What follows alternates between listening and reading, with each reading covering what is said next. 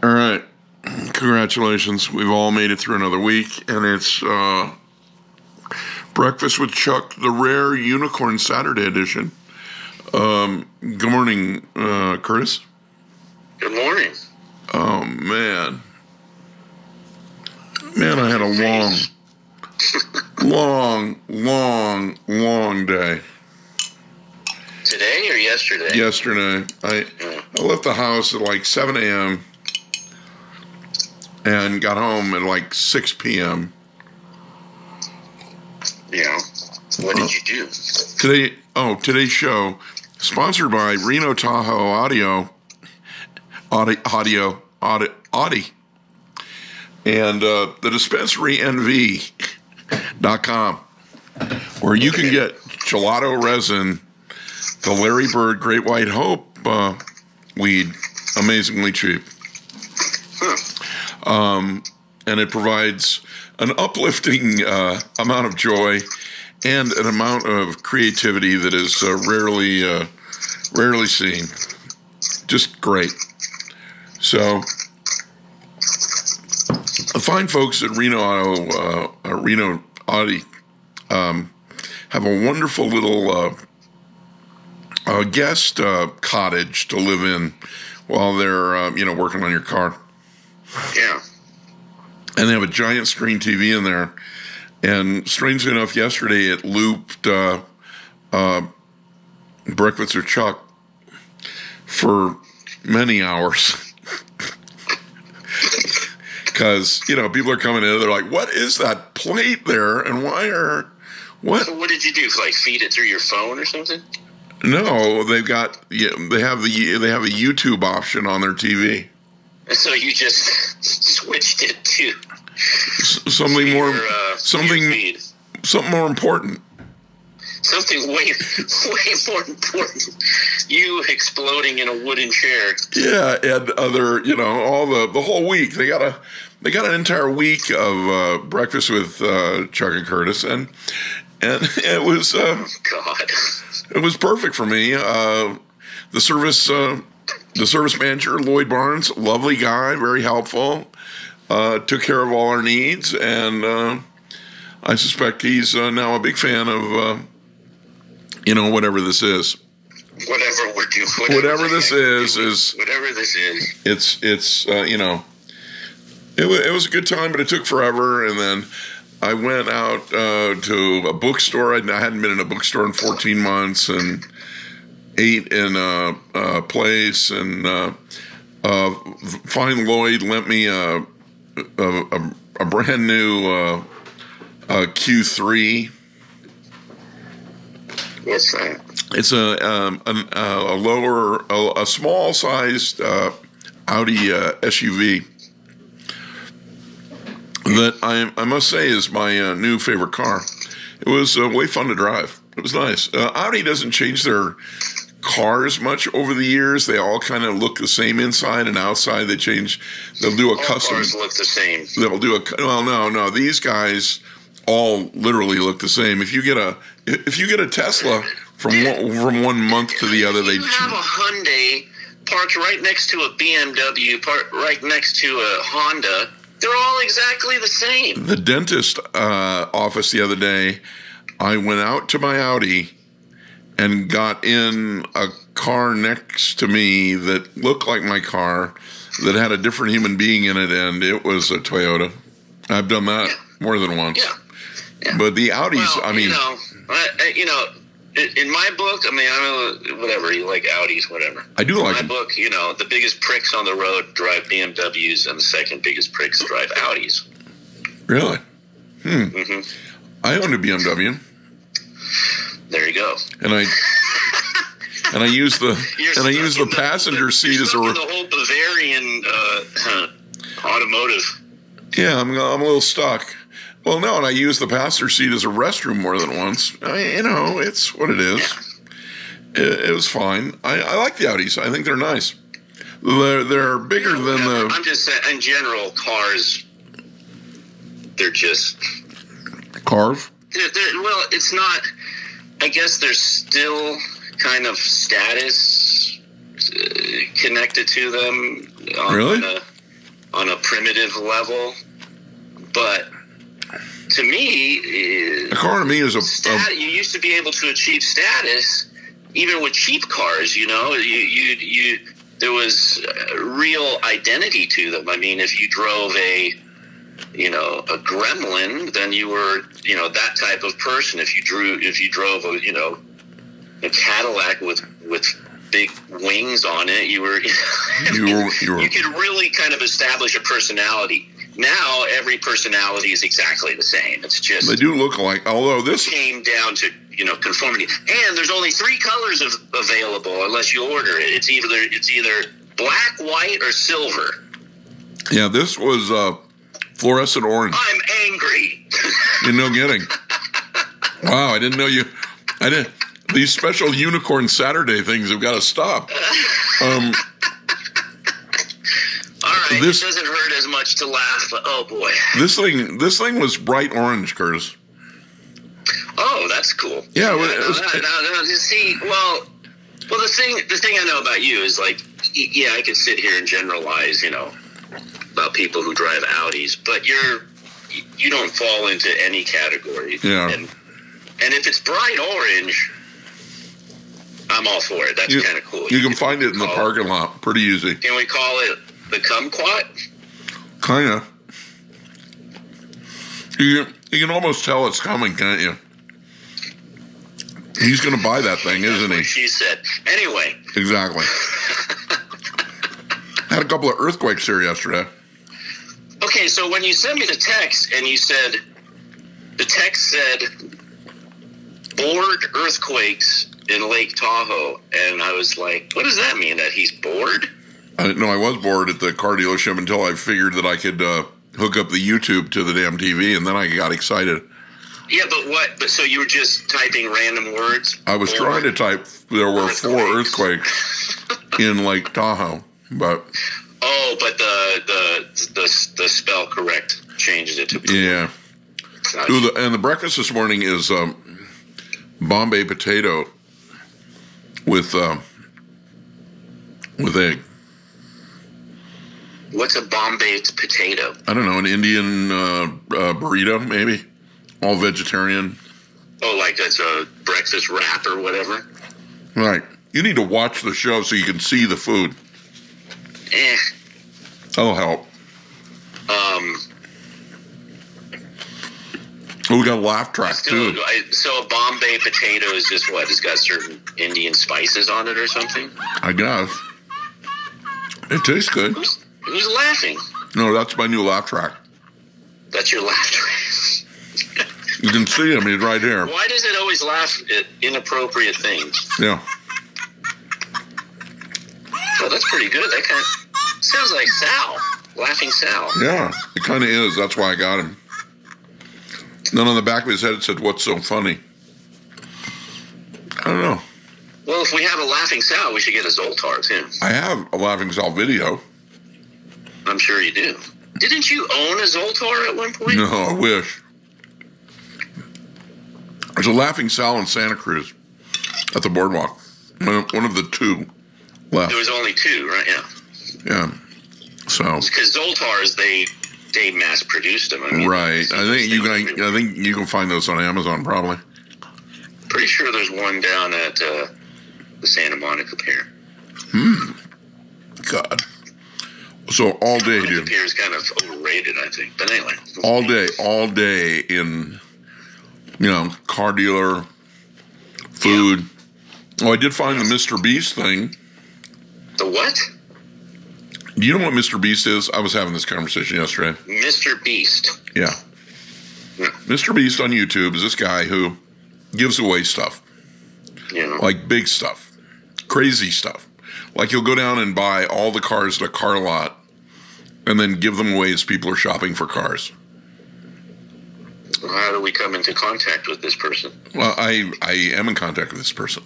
Oh, good. But tell him to give me stuff. But it doesn't exactly work like that. But it could. You should watch these videos. They're hysterical and they're really fun. Okay. So I've known about the guy for years. Anyways, yeah, he started doing this thing where they build an app and across the country, they license out these burger recipes and packaging, and through the online app, you then go to this location, which may or may not be a restaurant, where you may or may not be able to see any menu. You can only buy the stuff from the app. You show up, it gives you an address. You show up to the address, say your name, they hand you a bag, and you leave. You pay for everything through the app. There's no menu in the store. There's no marketing material. There's no sign that says this is Mr. Beast Burger. Nothing. Okay? And there's thousands of them around the country. You go to the app, and the one closest to you will show up on the app, and you order the food.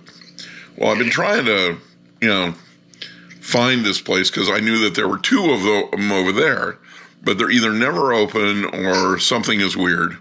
In any case, yesterday there is a restaurant over by Shields, and in the restaurant is where you get you pick up the Mr. Beast stuff. But there's nothing there that says that this is where you do it. The app just tells you to go there, and you walk in, and your name is on a bag, and you walk out with the food. And they make their own, it's kind of a smash burger kind of thing, but not really. It's its own thing. I've never tried smash burger, but no. They're not bad, but so they have these different styles of food based on the Mr. Beast marketing genius, whatever it is. Mm-hmm. But I was fascinated that, somebody could do this, create a menu, create an app, and then get a licensing agreement with thousands of places where they have no brick and mortar store, mm-hmm. and they are selling food that they have created. And they have they don't need health, the health stuff is all handled either through a commercial kitchen or through the place that you're picking up the food from. And they split the money with that establishment, obviously, when the sales go through. So I found that place, and I haven't tried. I'm fascinated. That was a fascinating story. Well, once you see the back end of this, people who know Mr. Beast will go, "Oh, really? He's doing that now? That's pretty interesting." Okay. Because he gives away. He went into a Best Buy and bought the entire electronics department one time, and then just started handing it out. That was good. Yeah, I like that stuff, but when you started talking about whatever the other hamburger thing, lost me. It's just another marketing lost tool. My interest. It's another marketing tool to his empire. Yeah, that's great. Good for him. But anyways, it was a long day, and bought a bunch of crap, and then I couldn't sleep. I haven't been able to sleep either. Like this rib thing. Your cracked rib. My cracked rib. Will you tape it up? No, that's what I was thinking today. Is maybe I should do the ace bandage or something. Duh. Or the other thing, those little black strips. When I'm awake. Oh yeah, those strip things. I got some for my shoulder, but I don't have them. Yeah. But yeah, when I'm awake, like now, standing up, that's why I was like, I just need to move a little bit, stretch it out, because when I'm up and standing up, I'm fine. You can't stretch out a broken bone. Well, I mean, obviously it affected the muscles too, because my muscles. Yeah. And I think walking and moving is better than staying. I mean, I understand about keeping still and all that, but. Well, you won't get pneumonia. When I'm lying down than if I'm walking around, so. Well, you won't get pneumonia if you walk around a little bit, but. Yeah, and that's the other concern. But now the pain's kind of moved more towards the back. Right. That makes sense. Yeah, it totally makes sense. You're moving around. It's all right there. But sleeping has been a little bit sketchy. Well, heating pad, ice. Yeah, no, I didn't do. I did some ice at first, and there's a little bit of inflammation right now. Not that much, but and heat. It was just the sleeping was just really the part that was most uncomfortable. Yeah, rolling over, it's not good. Yeah, because you make one tiny move. It doesn't. You don't even have to roll on your side. You just make one move. It's like, ah! Yeah, yeah. And did you go to the pharmacy? For what? Medication. Medication. Today's sponsor, the dispensarynv.com. Yeah. Oh, that. Yeah. I mean, I always have pot. That's nothing. Oh, good. Just checking. Yeah, I always have pot, and then Tylenol, ibuprofen, whatever. I don't need ibuprofen. It's not like so excruciating that I need something stronger, Vicodin or something. Oh, Vicodin, overrated. Yeah, when I threw out my back, it helped. That was a long time ago. Yeah. There are many better drugs than Vicodin for pain. So here's the thing: as we get older, and I think you'll probably catch on to what I'm saying here. So apparently, I was already conked out last night, and I got a text, and then this morning I read the text, and so imagine you get a text from a good friend of yours. And the text says, "Did Jeff call you?" Okay. What would you think? I would think maybe Jeff was despondent and reaching out for help and couldn't get any. And Jesus, you're reading way too far into it. Really? Well, that's what I would think. First thing. So Jeff is another. And now your friend is calling and say, did Jeff text you? Okay. And the first thought you would think Jeff is despondent? Well, yeah, that maybe Jeff was depressed and needed help. Called your other friend. And then That's really where your mind went? Okay, I thought you were going to answer completely different, because the first thing that struck my mind was, who died? Oh yeah, no, I don't do that, because in my world these days. And I was right. An old grammar school buddy died. That's my problem. See, in my days these days, dude, I'm getting those calls every other day almost. It's horrible. It's like anytime I get a call from an old friend from grammar school or high school, that's the first thing. And I'm always right. I'm like, God damn it. Yeah. Another one. Yep. It's not good. They don't prepare you for that. I'm younger than you, and I'm like, shit, the guy was my age, and he just, right. Trader Joe's parking lot, heart attack, boop, that's it. Wow. They don't prepare you for that. No, and then you start going through your memory banks and go, how much cocaine did I do with that guy? Right. Right. What did I do to make me him all of a sudden? Yeah, it's like, I know he did more than me, but... But how much more, I guess, is the question. Yeah, exactly. How much more? Like John Entwistle? Yeah. More? Yeah. Let's run to the Hard Rock. Ike Turner more? Yeah. Those are the only two rock stars I can remember. Those are good reference points for that. Those are good cocaine reference points. Yeah. Yes. No, those two guys. John Belushi. Grab a couple more. Yeah, but John Belushi is more the speedball thing. Right. Little different. Right. No, it's like if they had told you when you were 25 that, you're the most important conversations you're going to have as an adult later in life are discussing medical issues with your friends and talking about funerals. Yeah, but the thing is, I think somewhere in my life there might have been an attempt, but because all my family members were narcissists, they really had a hard time being existential about anything. We never had that conversation.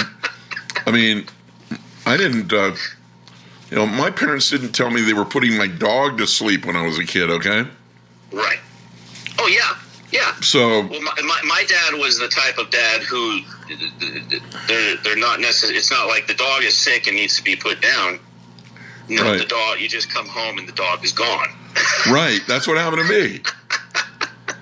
That's exactly what happened to me. Pogo is missing. Pogo cannot be found. Yeah. So let me see if we can compare responses. So I get home, it's like, where's the dog? Yeah, that's what I did. And the response I get is, dog?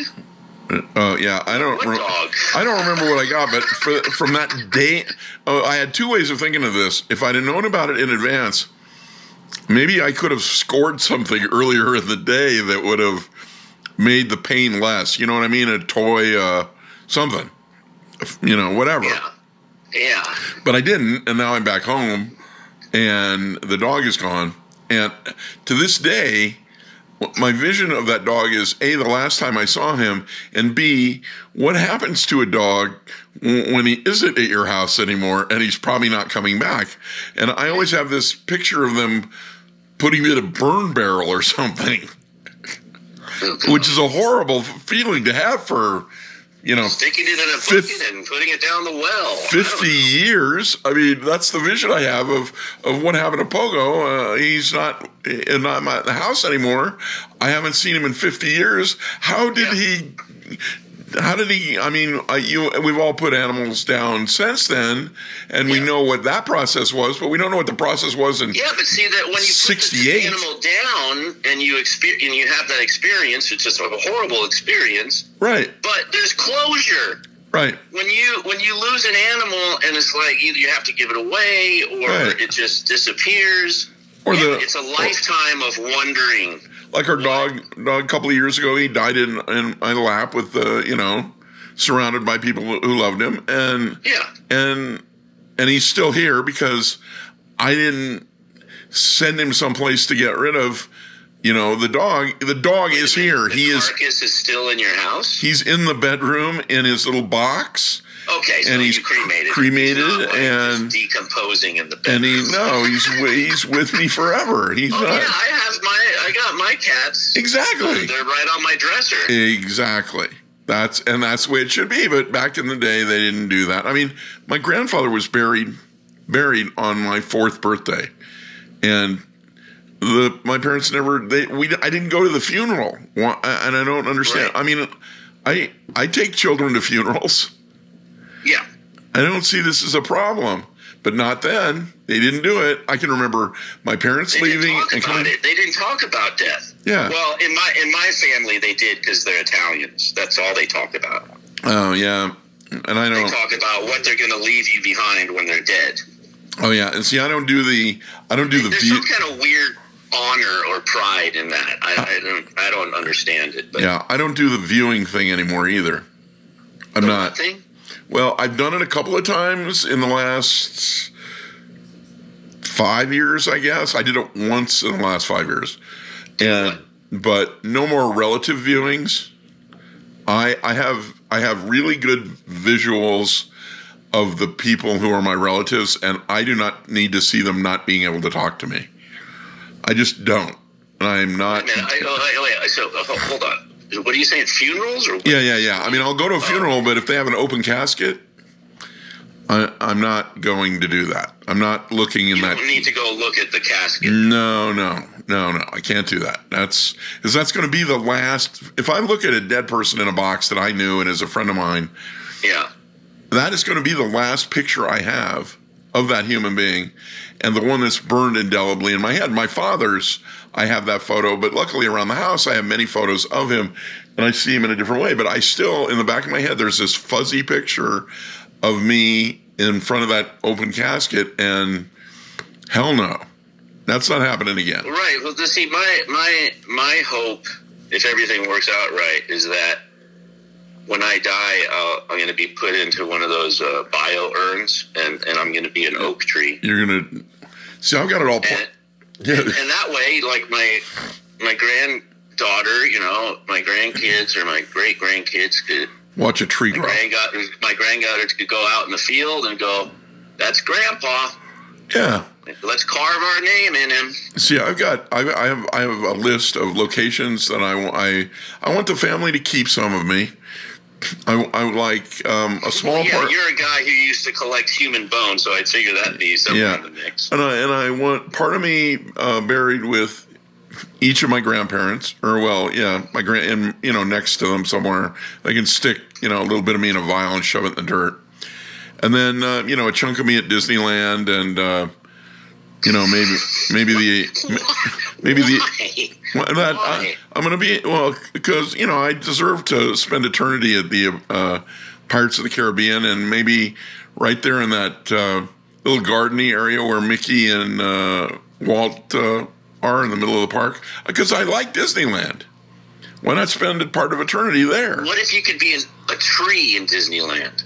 You could, because you shove me under the dirt. When they redo the landscaping, they'll just but I think they turn you into compost. Yeah, but you'll still be there. No, don't put yourself in a garbage. You out by the roots. Well, don't put yourself in a garbage can at Disneyland, and I don't think they clean the water at Pirates of the Caribbean. No, I'm saying if you're a tree, you're in landscaping. Landscaping can be redone. They do it all the time. Yeah, but some of those trees at Disneyland are old and stuff. They've been there forever. Well, you're not going to be one of those. Right, unless you take a little drill in there and drill into the... You can do that. Yeah, put the vial inside the tree. Yeah. Sure, that's one way to do it. I mean, but I can't do that. I mean... No, actually, that's not a bad idea. I got plans laid out. I'm sure that the people who know me will, implement these plans. Here's the thing, Chuck. Stop making plans about your death. Let's do stuff now. I'm just saying, I don't understand making plans for death. I don't get it. It's like I'm dead. Well, I keep getting those phone calls. It doesn't matter. Are you prepared for your death? Do you need life insurance? I prepared? No, you don't get those calls?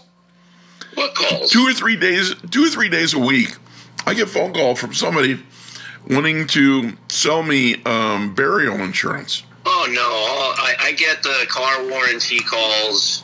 Yeah. And then you're not old enough. I did get one. I got something from the Neptune Society, and I contacted them. They got a pretty good deal. Really? Yeah. It's like $800. No, it's more than that. But they take care of everything. They throw you out of a boat in the water with fish.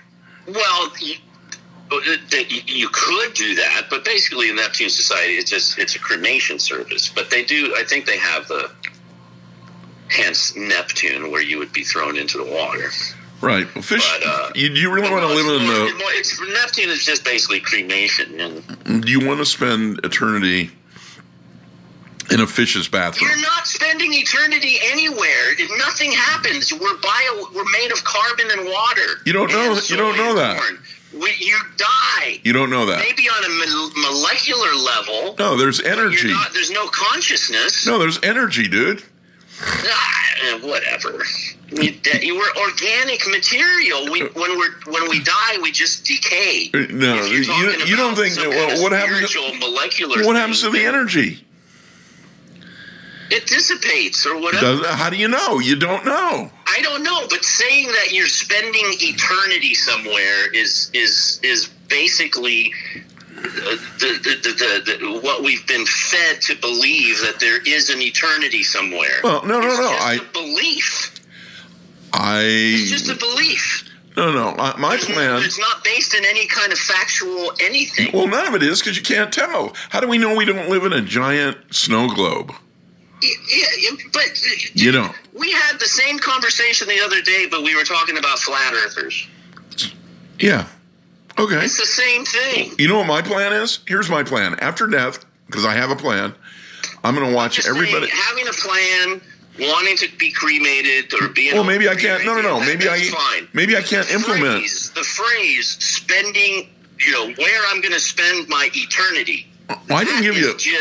I didn't give you something that's been pumped into your head since we were children. I didn't give you a location, sir. I just said my plan is. I'm just saying you used a phrase that subliminally has been injected into your brain since you were a child. I'm just talking about forever. I'm not talking about a location. My plan. But you want to hear my plan? Eternity suggests that. Well, yeah, because I don't know how long it's going to last. Well, okay. I don't have any idea. The backside of this, I think we might be. I'm not. Two weirdos talking extension. I'm not sure that we're not living in a giant snow globe. Okay. I'm pretty sure we might be. Yeah. So my plan is that after I'm gone, what I'm going to try to implement is I'm just going to watch the people that I was around while I was here take showers. That's what I'm going to do. So, you know who has a huge snow globe collection? Who? Corbin Bernsen. Oh, really? Yeah. Well, can't you imagine my next time I see Corbin, I want to have a snow globe. Snow globe for him, yeah. Well, see, so don't you like my plan?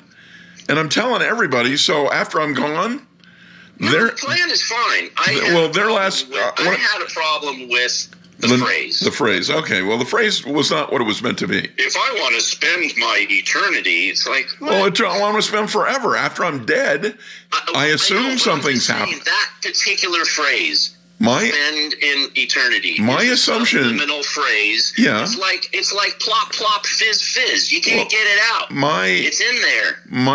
My thought is, since I don't know after I die what happens, I need to have a plan because it might be forever. Right? I don't know. I'm kind of like. It could be forever. I like the Hindi. Yeah. See. Philosophy. It's like, on a molecular level, what I like to do is take the Hindi philosophy and mix it with Albert Brooks.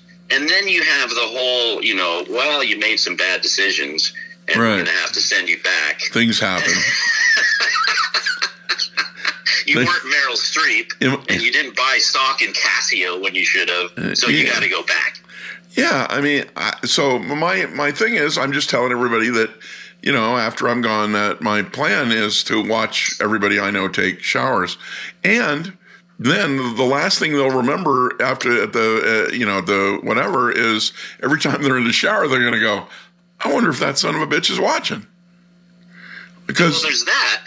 But I would convince them that because you don't know, right? You need to have video footage of them taking a shower. Well, I think all my friends are going to start taking showers with their clothes on after I die. That's my dream is that I have changed the. I have caused some molecular thing in their head to go, that son of a bitch might be watching. I mean, I don't know if he is. I don't know if he isn't. And because of your eternity comment, we don't know when it stops or starts. Even the belief, and maybe if you only don't even really wholeheartedly believe it, just the idea that you're somewhere in space watching something, just that theory, that idea, is it bad? Directly from theology. It's bullshit. Well, maybe it's not. Maybe it's real. No, come on. Come on, you just said you might believe in the snow globe thing. Well, see? But the idea that, maybe the universe is in some kind of encased thing, which is not true. It's constantly expanding. But anyway. You never know. It's, Well, it could happen. Things that we do know and things that we've proven that we thought were true that aren't. Right. Well, I mean, if there was an ability for somebody to be watching the planet's been around for billions of years. I think at some point somebody would have had the technology to make some kind of watching you, or is that maybe the feeling? Hey, did you ever feel like you were being watched? Well, what about? And then you say, well, we are. We're back to the.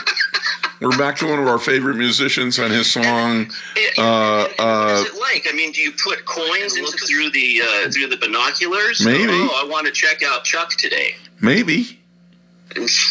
I mean, we're back to one of our favorite musicians' songs, Jesus, the Missing Years. Tom Waits? No, our buddy from the Bluegrass Conventions, Oh Boy Records. Ralph Stanley? No. Oh Boy Records. Who? He died last year of COVID. Keep going. John Prine? Prine. Jesus, the Missing Years. You all out there listening today, go get yourself, online, Jesus, the Missing Years, and listen to that song, and it'll all make sense as to Curtis and I's conversation today. Yeah, it's great. He talks about what happened. Nothing that we talk about should make sense to anybody. If it does, they're listening. go see somebody about it. Yeah, well, they need medication. And they'd get it from the dispensaryNV.com. All right. The food is gone. It's Saturday. The fabulous unicorn session. Pissed a bunch of people off. Well, they think that that you don't believe in eternity. Folks, not all our conversations are going to be, they think peaches and cream. They think you don't believe in eternity, so you've ruined it for a lot of folks. I have trouble with the word believe. So you don't believe? Like, no, I'm just saying. Share? I believe what it's just. Well, I can only believe what I believe. There doesn't have to be any fact. There doesn't have to be any proof. It's just that you believe. Or that's what the internet is about. I don't like those words. Well, because you spend too much time going to church, probably. Well, when I was a kid. I mean, I didn't really go. They tried to indoctrinate me, man. We went a little bit, but I didn't really. I mean, I believe what I believe, and obviously, I believe in eternity, where I'm going to be watching people take showers, dude. Right. Well, I grew up Catholic, and it's not necessarily about the religion. It's about authority and. Yeah, I grew up without my dog Pogo because somebody offed him while I was not home. And that offing was probably a combination of my parents and the, veterinarian in town. But that's just my problem, and it comes up every once in a while, and I'm not bitter at all. Poor Pogo. We're gonna have to dedicate Pogo. We miss. Yeah, well, dedicate a show to Pogo. He was a great. Now, did you name it after the cartoon? Probably not. No. But he was a great dog. Great dog. Yeah. I get, all your pets are great pets, I think. All right, let's get the hell out of here and, call us a wrap. And I still got to pick up the chair that exploded the other day. And, oh, by the way, I couldn't find a chair yesterday. Oh, and you know what? So I went into a place that sells culinary crap, right? Because I want a culinary chair that's going to have a lot of ass in it. And I'm looking around and I asked the guy, well, what size chair do you want? And I said, something where if Ralphie May was sitting in it and I was sitting on Ralphie May's lap, it wouldn't fall over. Right. And crash. Nothing. Talking about crickets, man. Nothing. You had no idea. Nobody knows who Ralphie May is. Yeah. The late Ralphie May. Heart attack. There's another one for you. Maybe if you said... Fats Domino? No, John Goodman or... Fats Domino? George Wendt? I don't know. Like George Wendt. I'm not even sure. Norm? Oh, Norm! Yeah, I'm not sure. People are too young. It's ridiculous. I mean, Ralphie May. Yeah, exactly. The references. Louis, what's his name? Louis. C.K.? No, Louis Anderson. Yeah, Louis Anderson. I went nowhere, and I was so happy. They wouldn't know Louis Anderson. They didn't know Ralphie May, and he's been in, I would think people would know who the guy was. Didn't Ralphie? Heart attack, Vegas, a couple years ago. Right? Yeah. A couple years ago, heart attack. Yeah. Go figure. Didn't go to his funeral. Well, how about, Patrice, he was a big guy. Who? It's okay. What the hell? Biggie Smalls? Is that what you're gonna? I don't think Patrice. He's a comedian. He died a few years ago too. I don't think a Biggie Smalls reference would work anymore. Come on. That's true. Oh, you know what? How about Lizzo? Oh, I don't know her. Is it her? Yeah, actually, she's pretty talented, but I guess her confidence is built up. So she's a big gal, and look her up. She likes to show it off. Okay. She's very, very proud of it. Well, that's okay. I don't mind fat. She's got talent. I'm not going to say, I don't. Not all of it really appeals to me, but I can't deny that. Because I don't mind. Some talent. I don't mind fat people who don't have talent. Okay, they're fun. Oh no. Oh, I'm with you. Yeah, I don't.